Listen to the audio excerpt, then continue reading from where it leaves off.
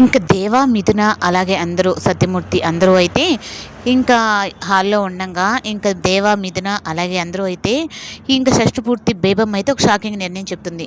ఇంక సత్యమూర్తికి శారదకి నేను షష్ఠపూర్తి చేయాలనుకుంటున్నానురా అని చెప్పని అనంగానే ఇంక అందరూ అయితే సంతోషిస్తారు. ఇంక పంతులు గారిని అయితే పిలిపించడంతో ఇంక పంతులు గారైతే రావడం లేట్ అయింది. ఎందువల్ల జరిగింది అంటే ఇంక పంతులు గారైతే రక్తం అయితే వస్తాడు. నేను మీ ఇంటికి ముహూర్తం పెట్టడానికి వస్తూ ఉంటే ఆ భూపతి గారు నన్ను ఈ ఇంటికి రాకూడదని చెప్పనని నన్ను ఇలా కొట్టారు అని అనంగానే ఇంక దేవకైతే చాలా కోపం వస్తుంది.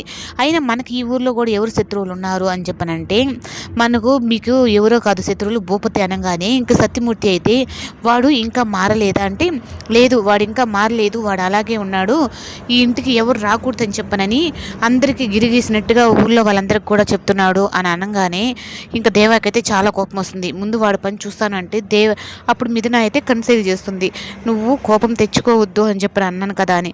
అప్పుడు మళ్ళీ దేవ అయితే సైలెంట్ అయిపోతాడు.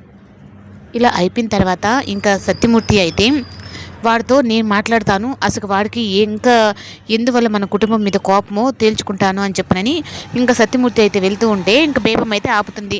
అరే నాన్న, నువ్వైతే వెళ్ళొద్దురా, వాడు మూర్ఖుడు, వాడు ఏం చేసినా చేయడానికి సిద్ధపడతాడు అంటే వెళ్ళని నానమ్మ, నేనున్నాను కదా నాన్న వెనక అని చెప్పనని ఇంకా దేవ అయితే అంటాడు.